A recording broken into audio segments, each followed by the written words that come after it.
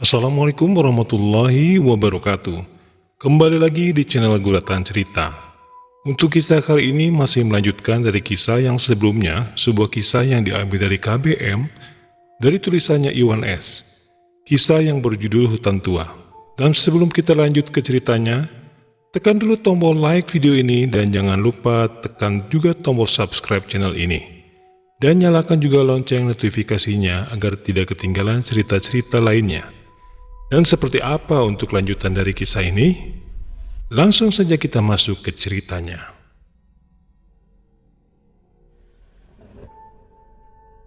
Emosi Yudi begitu memuncak di saat dia tahu bahwa mereka kembali lagi ke tempat semula. Tanpa sadar Yudi telah membuat Agus ketakutan dengan amarahnya. Di mana mata Yudi memerah seperti api. Agus terdiam menyaksikan perubahan pada sahabatnya. Beribu pertanyaan tentang Yudi muncul dalam hati Agus. Kini Agus mulai ragu bahwa itu bukan Yudi yang sebenarnya. Sebuah cahaya putih muncul di depan Yudi. Dalam seketika Yudi menunduk dan menjatuhkan lututnya ke tanah. Saya tidak akan kembali sebelum membawa Agus keluar dari hutan ini. Bukankah Kiai yang bilang bahwa cuma saya yang bisa membawanya pulang? Sekarang saya telah terlalu jauh dalam membantu Agus untuk pulang. Apapun resikonya, dia harus keluar dari hutan ini. Maafkan saya, Kiai. Yudi yang tadinya marah, kini sebuah kesedihan terpancar dari raut wajahnya. Agus yang kebingungan menyaksikan Yudi bicara sendiri mencoba menghampiri Yudi. Yudi, kamu baik-baik saja, Yud? Maafkan aku, Agus. Sebagai sahabat, mungkin aku telah membuatmu kecewa. Tapi percayalah, aku akan berusaha membawamu keluar dari hutan ini. Agus menarik nafas dalam-dalam. Ingin Agus menanyakan siapa sebenarnya Yudi yang sekarang. Namun Agus mengurungkan niatnya. Terlihat mata Agus berkaca-kaca, sebuah kesedihan menyelimutinya. Yudi, justru aku sangat berterima kasih padamu. Jika kamu tidak ada, aku tidak tahu bagaimana diriku sekarang.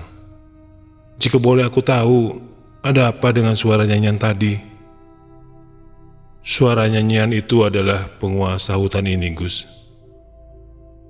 Agus begitu kaget dengan jawaban Yudi. Pantas saja Yudi begitu ketakutan. Kalau begitu, Yud, jangan buang-buang waktu. Kita lanjutkan lagi perjalanan. Baiklah, Gus.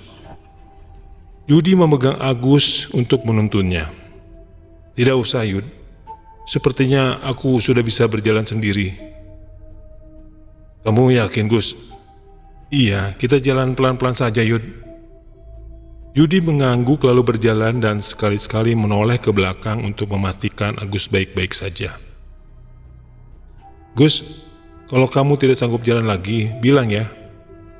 Tenang saja, Yud. Aku masih sanggup kok.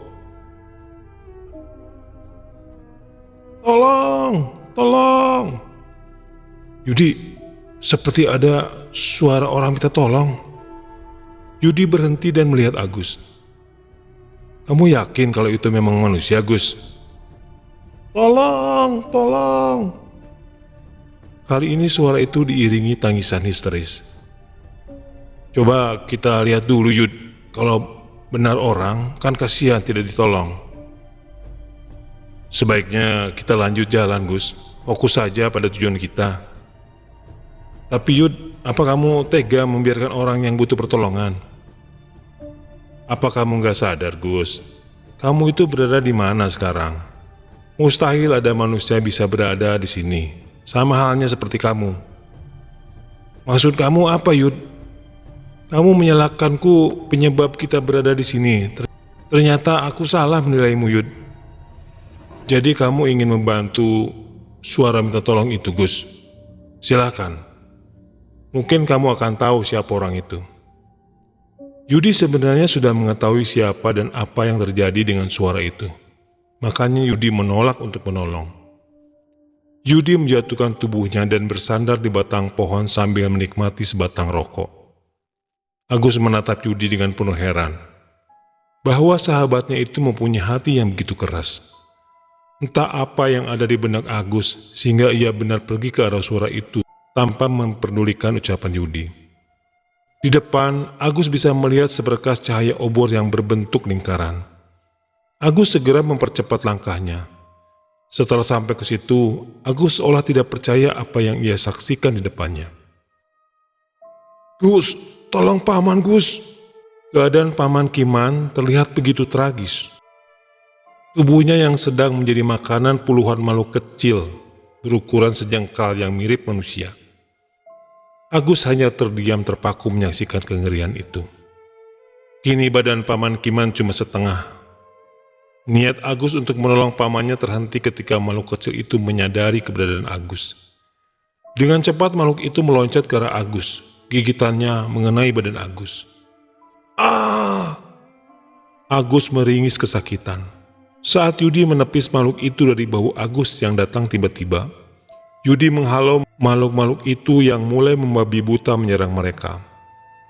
Beberapa makhluk itu sempat mengenai Yudi, namun berhasil Yudi tepis. "Lari Gus!" Yudi berteriak. Tapi bagaimana dengan pamanku, Yud? "Jangan kamu hiraukan dia, cepat lari!" Melihat Agus masih berdiri memperhatikan pamannya, Yudi menyeret tangan Agus untuk berlari. "Yudi, lepaskan aku, itu pamanku." "Aku bilang jangan pedulikan dia, cepat lari." Namun Agus tetap berusaha berontak. Tapi sia-sia karena Yudi menggenggam tangannya dengan sangat erat.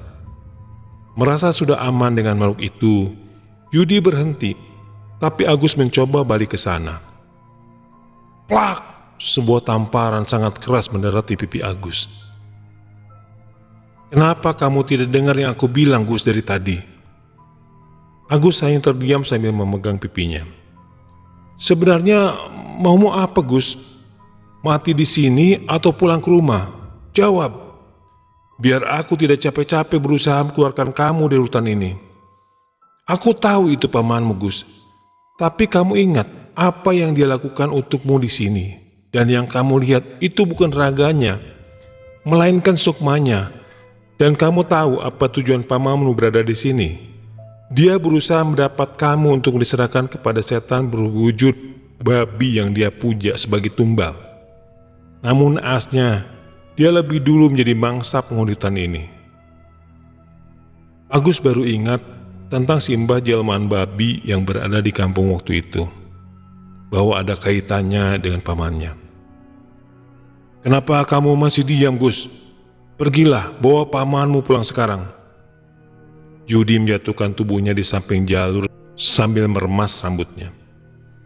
Agus yang terdiam mencoba menghampiri Yudi yang dari tadi terlihat frustasi. "Maafkan aku, Yud.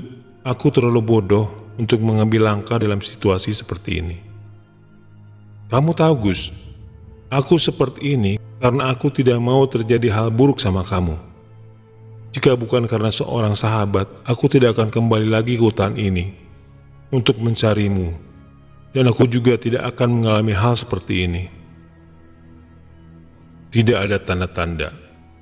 Seketika badai datang seperti mengamuk hingga daun-daun kering berterbangan. Melihat cuaca yang begitu tidak lazim, Yudi segera berdiri memastikan apa yang terjadi. Ratusan kain putih tidak bertuan, berterbangan mengelilingi sekitar mereka. Wangi bunga melati tercium semakin menyengat.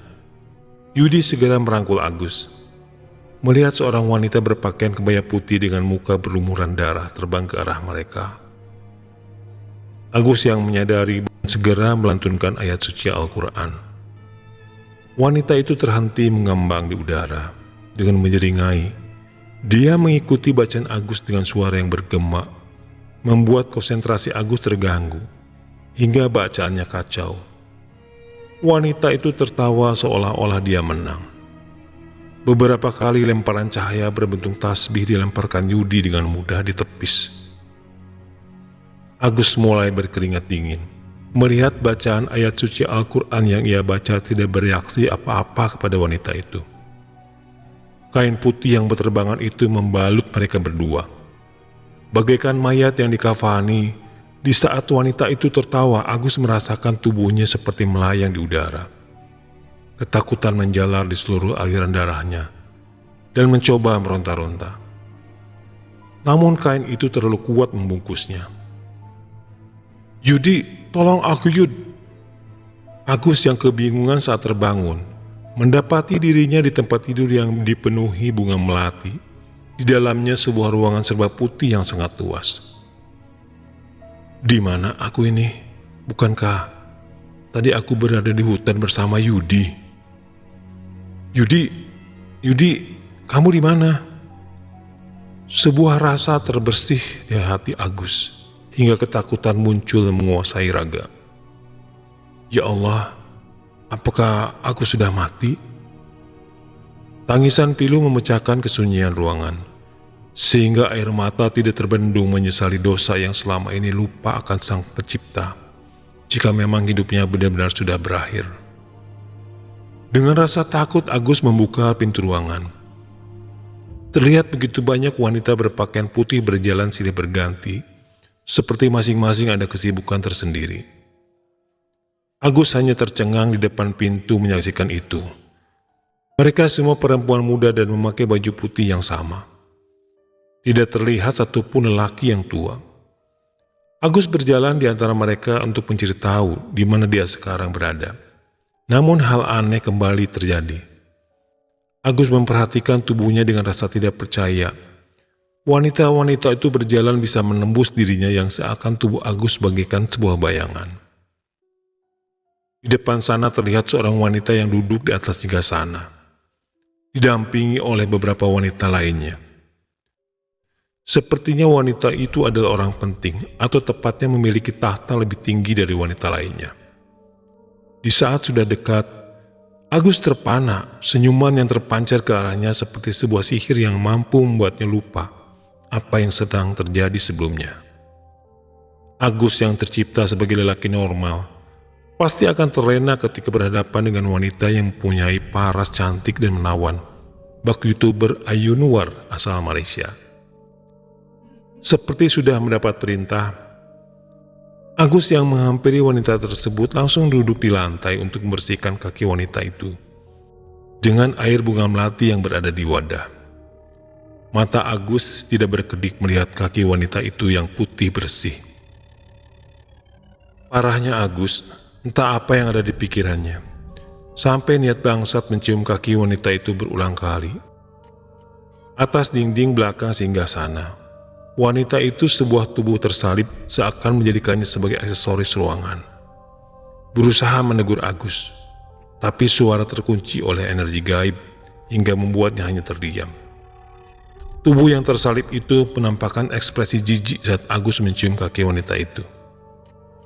Dari tubuh itu berharap, Agus menengadahkan kepala ke arahnya. Namun Agus begitu asik membersihkan kaki wanita itu. Sungguh dua sisi pandang yang sangat berbeda.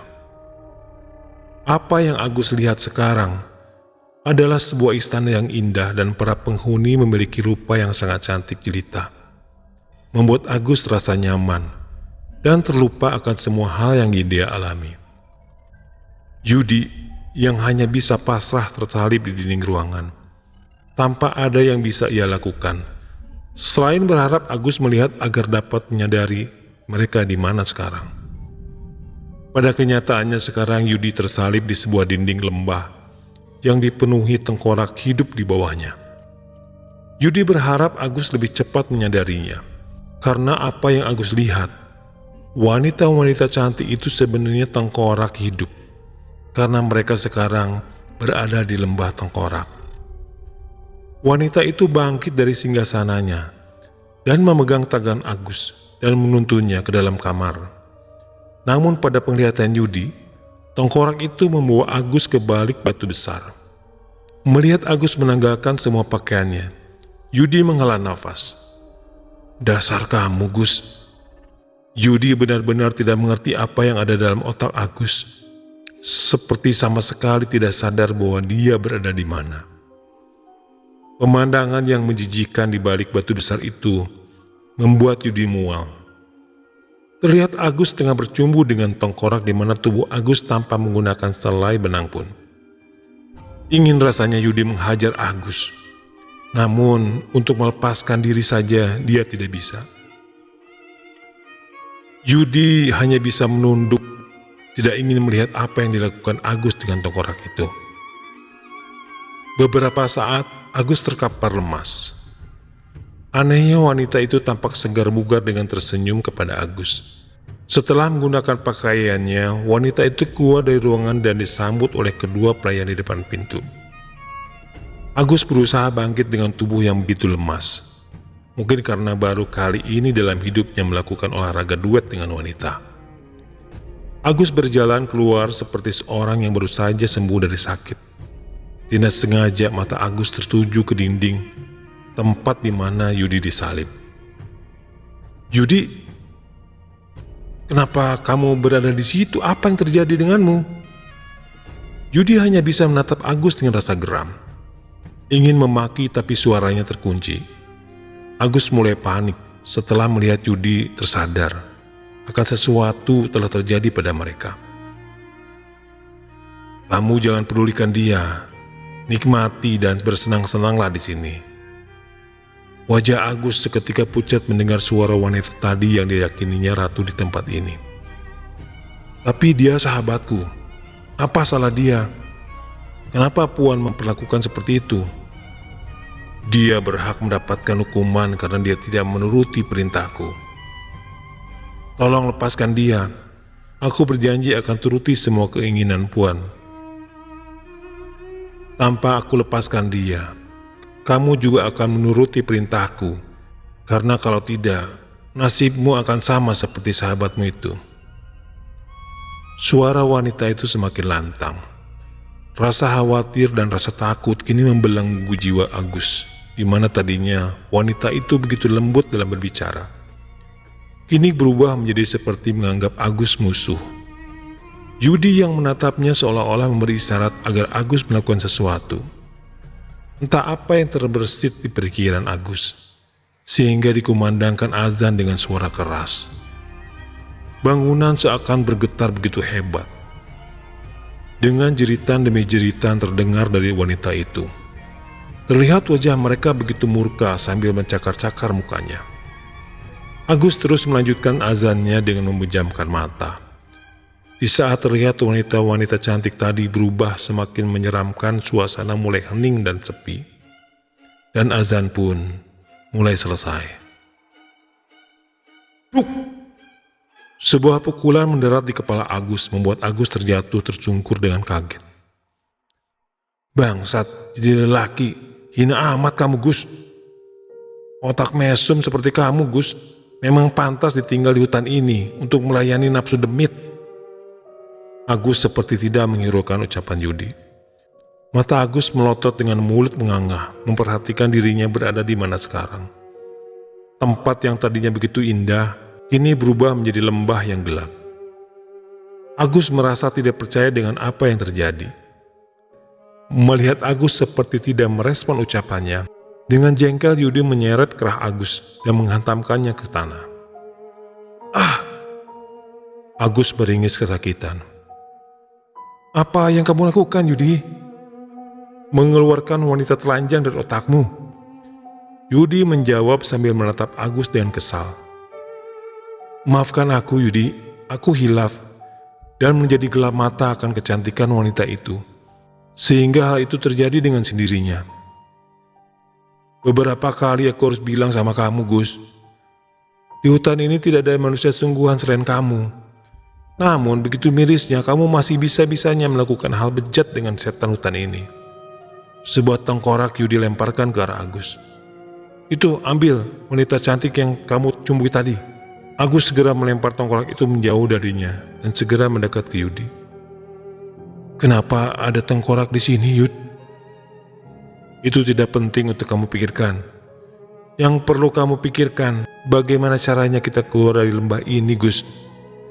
Kini mereka berada di tengah lembah yang dikelilingi tebing. Yudi berjalan melihat ke seluruh bagian tebing, berharap ada cara untuk mereka bisa naik ke atas. Yudi berdiri di bawah pohon yang menjulang tinggi dan menatap ke atas untuk memastikan apakah bisa membantunya untuk sampai ke atas tebing. "Hai, apa kamu mau tetap di sini, Gus?" Agus yang dari tadi bengong, seakan-akan tidak ada niat berusaha untuk keluar dari lembah itu. Mendengar ucapan Yudi, Agus dengan segera menghampiri Yudi yang sedang memperhatikan pohon. Agus tidak mengerti mengapa Yudi memperhatikan pohon. "Ada apa dengan pohon ini, Yud?" "Di atas sana ada cewek cantik, Gus. Kamu mau ikut naik ke atas sana enggak?" ucap Yudi sambil berusaha memanjat pohon tersebut. Agus yang mendengar kata cewek begitu semangat menyusul Yudi memanjat pohon. Yudi berhenti sejenak mengamati cabang pohon yang mengarah ke sisi tebing. Namun Yudi dibuat tercengang oleh Agus yang tiba-tiba begitu cepat mendahuluinya, terus memanjat ke atas. "Agus, ngapain kamu naik terlalu tinggi?" Agus tidak menghiraukan Yudi, terus saja memanjat. Yudi merasa heran dengan Agus. Di saat Yudi ingin melanjutkan naik, kaki Yudi seperti ada yang menahan. Yudi menghela nafas. Pantas saja Agus buru-buru naik ke atas. Yudi menoleh ke bawah. Bentuk muka yang menjijikan melotot ke arah Yudi sambil mencengkeram kaki Yudi. "Sialan, makhluk apa-apaan ini?" Mukanya penuh dengan borok. Terlihat cairan pekat meleleh dari mulutnya. Karena tidak tahan dengan rasa jijik, Yudi menghantamkannya dengan kaki sebelah kiri, tepat di muka makhluk itu.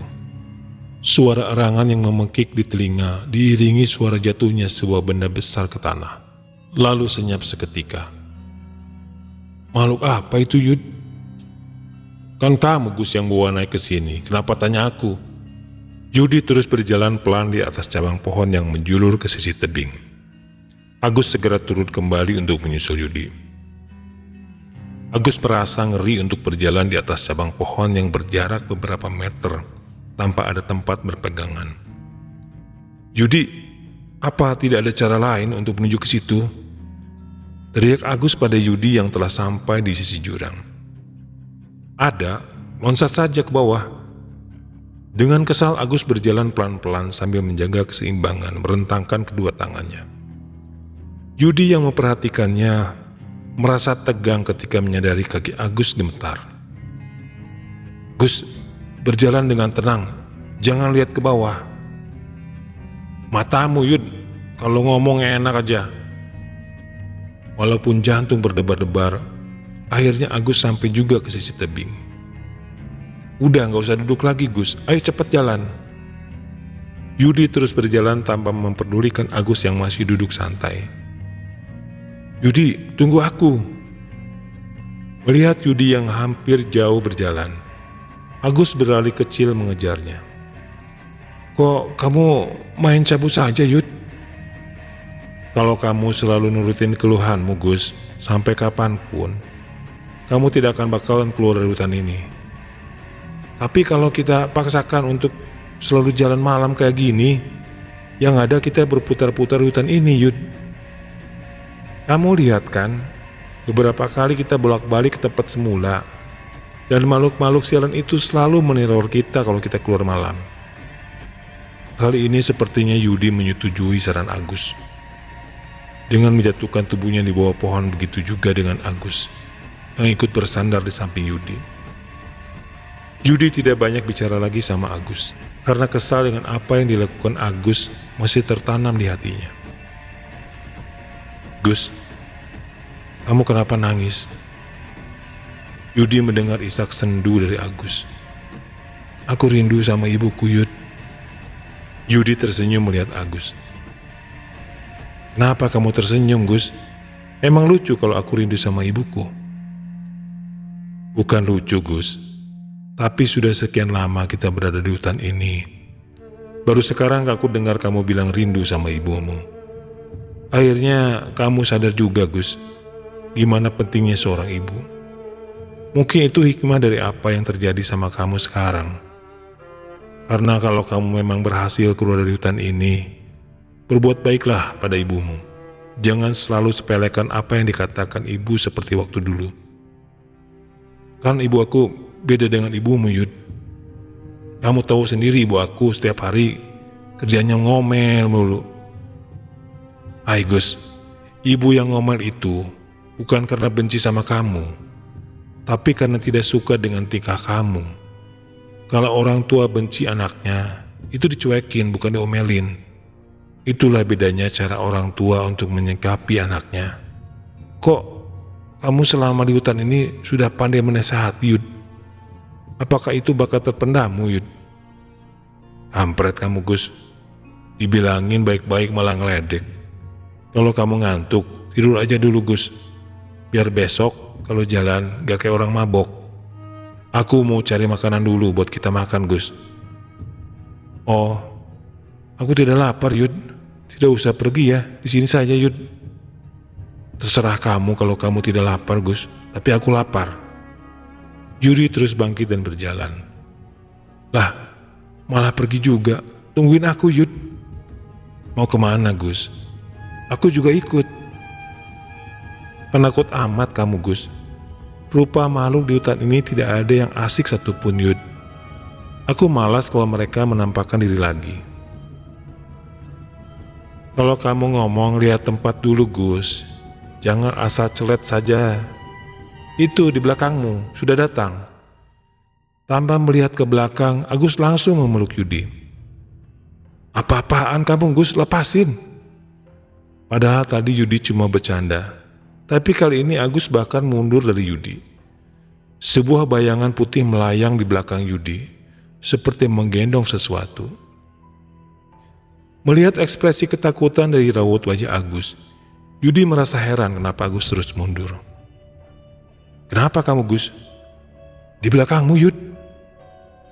Agus sambil menunjuk ke arah belakang Yudi. Yudi segera berbalik badan, melihat seorang wanita dengan muka yang hancur, sedang menggendong bayi sangat jelek dan matanya mempunyai taring. Ternyata kamu lagi. Bukankah kemarin kamu pernah menakutiku? Sekarang, apa kamu mau menakutiku lagi? Kamu tidak akan bisa menakutiku, karena aku lebih menakutkan dari kamu. Yudi berteriak dengan sangat kencang, membuat Agus harus menutup kedua telinganya. Namun anehnya teriakan Yudi masih terdengar, meski Agus menyumbat telinganya dengan menggunakan jari. Wanita itu sekejap menghilang seperti benar apa yang dikatakan Yudi, bahwa dia lebih menakutkan dari wanita itu. Setelah Yudi berhenti berteriak, Agus membuka telinganya, namun telinganya berdengung sehingga tidak bisa mendengar suara apapun. Agus mengetok-ketok kepalanya. Agus mengira ada yang koslet yang membuat pendengarannya terganggu. Kenapa kamu, Gus? Anehnya suara Yudi bisa terdengar, tapi suara hewan hutan satupun tidak bisa didengar Agus. Tadi sebelum Yudi berteriak, suara jangkrik tidak pernah putus. Yudi berjalan ke arah Agus. Plak! Sebuah tamparan tepat di telinga Agus. Ah! Agus meringis kesakitan. Kenapa kamu menampar aku, Yud? Agus bertanya dengan nada kesal. Biar kamu tidak tuli, Gus. Yudi menjawab sambil tersenyum. Tapi benar, setelah Yudi menamparnya, suara jangkrik kembali terdengar. Agus mengusap-ngusap bagian telinganya yang merasakan perih setelah ditampar Yudi, sambil berlari kecil mengikuti Yudi yang telah duluan berjalan. Bagaimana kita bisa menemukan makanan, Yud? Di dalam gelap begini, untuk melihat saja susah. Kita gunakan indera penciuman, Gus. Biasanya yang aromanya wangi lebih menarik. Iya, Yud. Sepertinya bunga kenanga di kuburan bisa dijadikan makanan demit. Yudi berdiri di sebuah pohon dan berjalan menunduk sambil mengendus-endus mengitari pohon. Dan satu persatu benda bulat itu ia pungut. Agus mencium aroma harum di sekitar pohon itu. Tidak asing aroma harum itu buat Agus. Ini pegang, Gus. Yudi menyodorkan beberapa buah itu ke Agus. Wah, ini mah rezeki anak soleha, Yud. Soleha? Soleh saja, Gus. sudah tidak taat beribadah, salah sebut lagi. Sepertinya ini sudah cukup, Gus, buat kita berdua. Ayo kita eksekusi, Gus. Coba kamu cari lagi, Yud, siapa tahu masih ada. Jangan serakah, Gus, makan ini aja dulu. Mungkin tidak habis buat kamu makan. Baiklah, Yud, tapi kamu tanda pohon ini ya. Besok pagi kita lihat lagi. Yudi menggeleng kepala dengan sifat Agus. Kalau memang sudah suka sesuatu, jadi terlupa segalanya. Yudi berjalan dengan menjinjing beberapa buah durian hutan di tangannya. Begitu juga dengan Agus yang mengikuti di belakang sambil mengendus-ngendus durian yang ia pegang. Sampai di batu yang bertumpuk mereka berhenti untuk beristirahat. Agus yang sepertinya tidak sabar menikmati durian tersebut, terlihat membolak-balikan buah durian karena kebingungan untuk membukanya. Tanpa benda tajam kamu bolak-balik durian untuk apa, Gus? Lagi cari pintu keluar untuk membukanya, Yud. Percuma saja rasanya lezat kalau membukanya susah begini. Gigit saja, Gus. Biasanya juga kamu makan buah langsung digigit, tidak ngupas terlebih dahulu. Bisa nggak, Yud, kalau kasih saran itu yang berfaedah, jangan menyesatkan. Yudi mencari ranting kayu di sekitarnya dan menancapkan di bagian atas durian, dan memutar-mutar untuk memperbesar dengan menggunakan 2 jari telunjuk. Durian berhasil dibelah Yudi. Agus yang melihat Yudi lagi makan segera menghampiri Yudi. Tanpa basa-basi langsung mencomot durian di depan Yudi. Lah, kok cepat sekali kamu makan durian punyamu, Gus? Cepat apanya? Dari tadi satu pun tidak bisa. Lagi asik-asik menikmati durian, Yudi melihat ada sosok yang sedang memakan durian, di mana Agus meninggalkan duriannya tadi. Gus, itu durian kamu.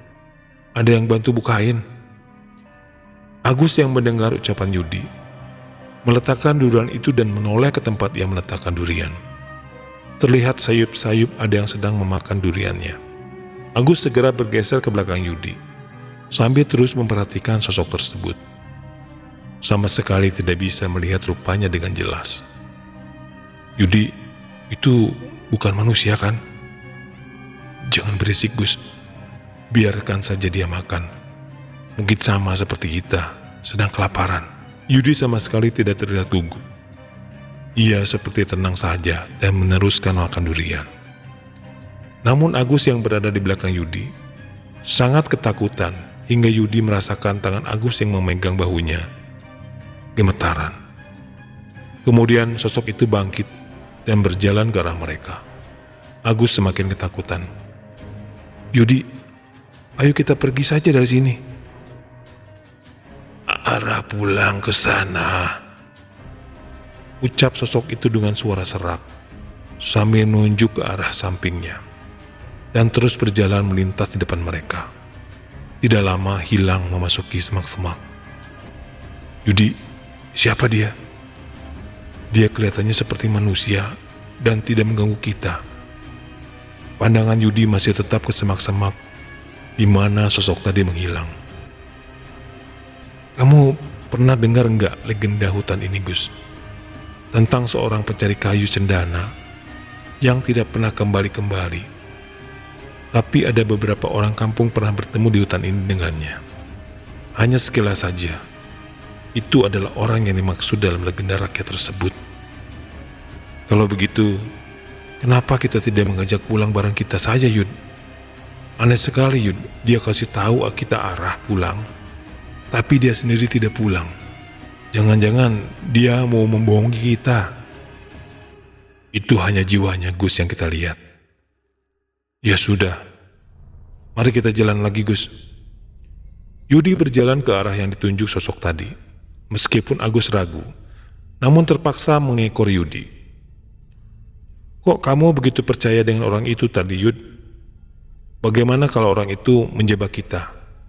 Sejauh ini makhluk di hutan ini tidak ada yang baik. Yudi berhenti dan menoleh kepada Agus yang berada di belakang. Kalau memang sosok itu mau mencelakai kita, mungkin dari tadi dia bertindak. Tapi sosok itu berlalu begitu saja, Gus. Tidak ada kesan berbuat jahat sama kita. Sebaiknya kita coba dulu, Gus. Lagian, kita bingung mencari arah pulang. Agus hanya diam. Mungkin Yudi benar. Dan tidak ada salahnya mencoba dulu. Agus pun kini berjalan beriringan dengan Yudi. Begitu kagetnya Yudi ketika tangan Agus merangkul bahunya. "Kamu apa-apaan, Gus? Berjalan seperti ini bukan hal yang menyenangkan." Biasanya dulu dikala kita menemukan madu yang banyak, kita pulang kegirangan dan berjalan saling merangkul. Yudi pun tersenyum dan mengangkat tangannya ke pundak Agus. Berbentuk menyilang saling merangkul. "Menurutmu, Gus, apa arti persahabatan itu, sampai mana batasnya?" "Tidak ada batasnya, Yud. Selagi mampu akan saling mengisi dalam segala hal. Bagaimana jika salah satu lebih awal berada di balik pusara? Apa kamu akan bersikap demikian? Atau akan membiarkan pusara berlumut dan ditumbuhi belukar merambat?" Agus berhenti dan menatap benar pada Yudi. "Meskipun aku tidak bisa mengisi waktu dan menemaninya, namun aku masih punya bait-bait doa yang aku rintikan di atas pusaranya. Semak belukar tidak akan menutup pusaranya, karena dalam setahun 2 kali terdapat hari besar, aku akan membersihkannya." Agus kembali berjalan. Yudi masih terdiam, terpukau dengan kalimat yang Agus ucapkan. Rasa haru tanpa sadar membuat mata Yudi berkaca-kaca. "Yudi, kenapa masih diam di situ? Apa kita tidak lanjut jalan lagi?" Yudi pun segera menyusul Agus yang berhenti menunggunya. "Sampai di sini menurutmu, Yud, apakah ada tanda-tanda kita semakin dekat perkampungan? Atau sebaliknya? Malam begini susah untuk menentuin, Gus. Kita terus saja jalan. Sebenarnya aku masih ragu dengan orang tadi itu, Yud. Kalau dia sudah jadi salah satu makhluk penghuni hutan ini, apa mungkin dia membiarkan orang lain keluar dari hutan ini? Jangan samakan semuanya, Gus. Jiwa manusia berbeda dengan setan sungguhan, karena semuanya tergantung sebagaimana alasan jiwa tersebut berada di sini, Yud." "Yudi, lihat itu!" Agus menunjuk sebuah pohon besar yang berada di samping mereka hampir dilewati. Sepertinya pohon itu tidak asing. Bukankah pohon besar itu tempat di mana kita mengambil madu terakhir sebelum kita tersesat? Yudi memperhatikan pohon tersebut sambil berjalan mendekat dan Agus pun mengikutinya. "Benar kan, Yud? Aku yakin ini pohon itu." Yudi tidak merespon perkataan Agus, hanya berdiri seperti mengawasi sekitar. Gerak-gerik Yudi terlihat sangat khawatir. Hanya sekelip mata sebuah tangan besar keluar dari pohon itu, mencengkram Agus dan menarik ke pohon sehingga badan Agus terbenam sebelah masuk ke pohon. Yudi yang melihat itu merasa panik dan tiba-tiba suara gamelan pun terdengar. Di sisi lain Yudi melihat seorang wanita berpakaian warna emas turun dari kereta kencana. Sekitaran pohon besar itu terang benderang dipenuhi obor, entah dari mana munculnya obor-obor itu. Sangat terlihat Yudi begitu panik, dengan muka yang pucat dan tubuh sudah dipenuhi keringat. Mulut Yudi terus-menerus komat kamit seperti melafalkan doa, sambil mundur dari wanita itu yang terus berjalan santai ke arah Yudi. Kini Yudi berada di situasi yang terjepit di antara pohon itu sudah dikelilingi prajurit yang lengkap dengan pedang dan tombak. Di batang pohon, Agus terlihat sudah tidak sadarkan diri setelah badannya setengah terjepit. Oke teman-teman, sampai di sini dulu ceritanya. Nantikan kelanjutan kisah ini di video berikutnya. Agar tidak ketinggalan, klik tombol subscribe channel ini dan nyalakan lonceng notifikasinya. Wassalamualaikum warahmatullahi wabarakatuh.